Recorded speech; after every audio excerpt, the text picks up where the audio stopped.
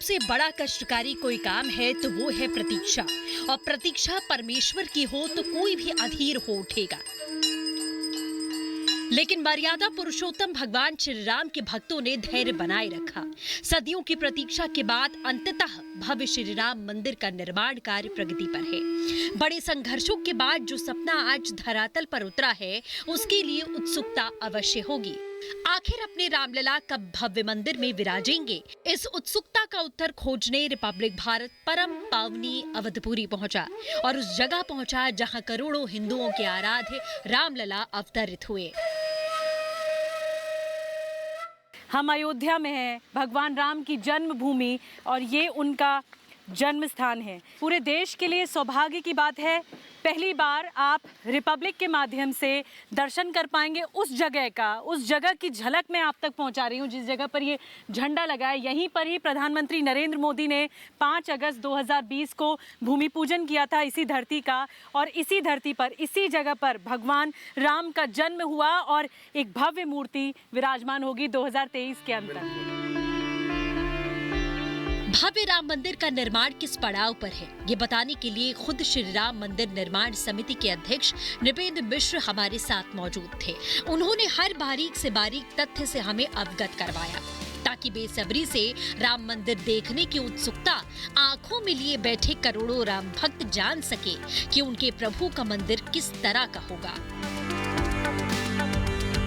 राम मंदिर के निर्माण शैली उत्तर से दक्षिण तक भारत को एकाकार करेगी। जिस प्रकार से दक्षिण भारत के मंदिरों के सामने गोपुरम द्वार बना हुआ है, उसी तर्ज पर भव्य मंदिर का निर्माण भारत के दक्षिण शैली पर किया जा रहा है।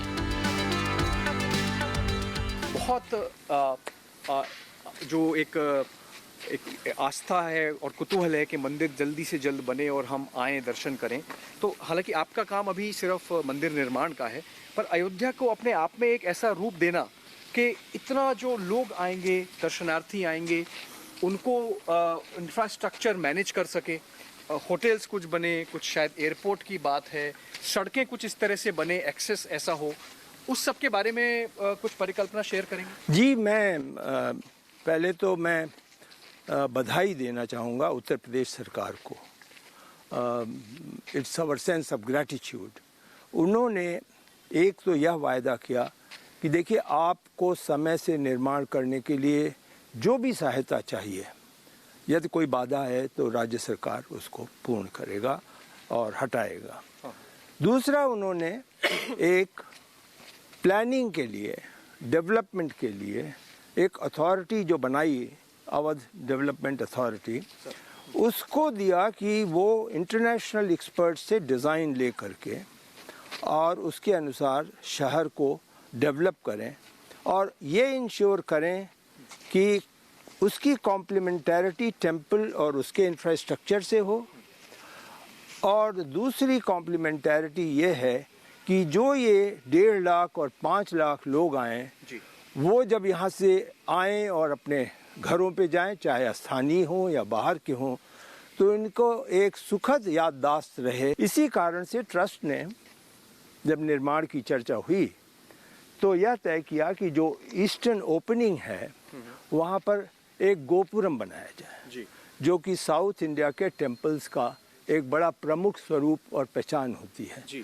वो इसी आशा के लिए है कि जब दक्षिण का हमारा श्रद्धालु आए तो उसको यह विश्वास हो कि it is not Ram of north India alone, it is Ram who is not even of India alone, but it is Ram who is international in terms of values, जिसको मर्यादा कहते हैं, वह राम हमारे हैं, ऑल इनकम्पसिंग।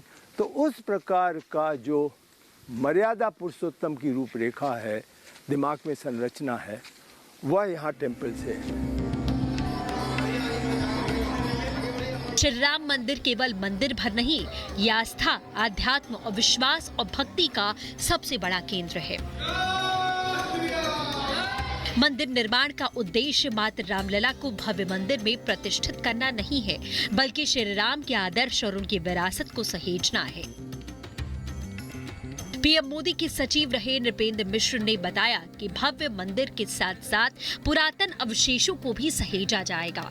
श्री राम मंदिर एक मंदिर भर नहीं बल्कि आध्यात्म का वृहद केंद्र होगा। सर, मुझे दो चीज़ें और पूछनी है, लगभग अंतिम हिस्से में आ रहा हूँ मैं। एक तो वो गर्भगृह है, ये शायद एक स्ट्रक्चर है जो पहले से एग्जिस्ट करता था, और आपने बताया कि जो एक्सकेवेशन हुए हैं उसमें से भी जो मिला है उसका एक हिस्सा ऐतिहासिक है जिसको यहाँ पर संजो के रखेंगे म्यूजियम के। जी। तो म्यूजियम के बारे में, और ये जो एक इंटीग्रेटेड साइट आप बना रहे हैं कि जो यहाँ का हिस्सा है वो वैसा बना रहे, आस्था का कुछ अगर हिस्सा है तो वो वहीं रहे, और उसके बाद भी आप उस तरह की डिज़ाइन क्रिएट कर रहे हैं, उसके बारे में। देखिए, आपने अच्छा प्रश्न पूछा। पहले तो आपको वो आर्टिफैक्ट्स की बात बताऊं, वो सब अभी या तो कोर्ट के आदेश से या जिलाधिकारी के आदेश से या ट्रस्ट ने उसको बहुत ही सुरक्षित रखा हुआ है जी। उसमें से जो चित्र लिए गए तो करीब 160 ऐसे आर्टिफैक्ट्स हैं जिसको हम म्यूज़ियम में रखने के योग्य और इतिहास से जोड़ने का प्रयास करेंगे। ये मंडप है, ये मंदिर के मंडप हैं जिसमें पूजा अर्चना की अनेक विधियां जो हैं यहाँ पर होंगी। यहाँ पर हो सकता है यज्ञ हो सकता है यहाँ पर किसी विशेष अवसर पर कोई यहाँ पर बोले, प्रवचन करे। So there will be such kind of illustrious speakers. Shri Ram मंदिर राम भक्तों की आशा, अपेक्षा, उम्मीदों और आस्था का मूर्त रूप है। इसीलिए इसमें पैसा भी भक्तों का ही लग रहा है, यानी ट्रस्ट का पैसा लग रहा है। एक पाई भी सरकारी पैसे से इस्तेमाल नहीं हो रही है। ट्रस्ट बना रहा है, ट्रस्ट का पैसा लग रहा है, सरकार ने आपको सुपुर्द कर दिया। अब इसमें सरकार का कोई रोल नहीं है। सरकार का प्रारंभ से नहीं था। सरकार ने न्यायालय के, उच्चतम न्यायालय के निर्णय के बाद जो उन्होंने कहा कि आप एक ट्रस्ट बनाएंगे, उन्होंने ट्रस्ट बना दिया। ट्रस्ट में सरकारी किसी प्रकार का परमानेंट मेंबर नहीं होगा, उन्होंने कहा परमानेंट मेंबर नहीं होगा।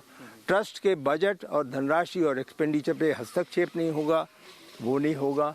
कोर्ट ने कहा एक कंस्ट्रक्शन कमेटी बनाएंगे, उस कंस्ट्रक्शन कमेटी का एक चेयरमैन होगा जो ट्रस्ट से संबंध रखने के लिए ट्रस्ट का भी सदस्य होगा, लेकिन टेम्पररी होगा, स्थायी नहीं होगा। तो वह चेयरमैन ट्रस्ट का भी होगा। तो एक अम्बिलिकल कार्ड दोनों में बनाया। मंदिर निर्माण में किसी प्रकार की धातु का इस्तेमाल नहीं होगा, केवल तांबे का इस्तेमाल पत्थरों को जोड़ने के लिए होगा। एक तो आपने बताया वो इंजीनियरिंग फिल जो एक बनाया है जी। उसके अलावा आपने बताया है कि स्टील नहीं यूज करेंगे, जैसे कॉपर यूज करेंगे। वो कॉपर भी केवल पिन के लिए यूज करेंगे, no metal, right, nowhere metal. Copper pin is only for combining the two stones. Ram Mandir का निर्माण इस तरह किया जा रहा है कि हर रामनवमी रामलला का अभिषेक भगवान सूर्य अपनी सुनहरी किरणों से करेंगे। इन किरणों के लिए मंदिर में कोणार्क के सूर्य मंदिर की तर्ज पर ही कोण पर झरोखे बनाए जाएंगे, ताकि चैत्र महीने के शुक्ल पक्ष की नवमी पर दोपहर 12 बजे रामलला के मस्तक पर सूर्य की किरणें सीधे पड़ें। इसके लिए विशेषज्ञों ने खगोलीय अध्ययन भी करना शुरू कर दिया है। ऐतिहासिक या जो कहें हमारा जो एक धरोहर है उसका और कोई एस्पेक्ट है जो इंटीग्रेट करेंगे? जैसे मैं कहीं सुन रहा था कि रामलला का जो वहाँ मूर्त रूप होगा उस पे सूर्य किरणें आएंगी, उसको कुछ टेक्नोलॉजी से इंटीग्रेट करेंगे? जी, वो बिल्कुल वो थॉट भी हमारे शिखर स्तर से आया, और यह है कि रामनवमी के दिन 12 बजे दिन में जब सूर्य की किरणें भगवान के मस्तक पर आए तो वह एक विशेष टेक्नोलॉजी के जरिए हम मैसेज दे सकें। प्रारंभ में हम लोग चिंता में थे कि अगर ऐसा होगा तो एक बिल्कुल स्टैम्पीड हो जाएगा, क्योंकि सभी समझेंगे कि अब तो 12 ही बजे दर्शन करना है जिससे आशीर्वाद मिलेगा। तो उसका फिर यह निकाला गया तरीका कि ये पूरे अयोध्या में स्क्रीन लगाए जाएंगे जो कि उसको फोकस करने की पूरी प्रक्रिया को स्थापित करेंगे। तो हमारी पूरी कोशिश ये है कि डिस्पर्स होके क्राउड जो डिवोटीज हैं भव्य राम मंदिर तकनीक, अभियांत्रिकी, वास्तु और शिल्प का अद्भुत अनुपम संगम होगा, जहां आस्था के साथ सीखने के लिए बहुत कुछ होगा। इसीलिए पीएम मोदी ने मंदिर निर्माण की केस स्टडी को इंजीनियरिंग के पाठ्यक्रम में शामिल करने के लिए कहा है।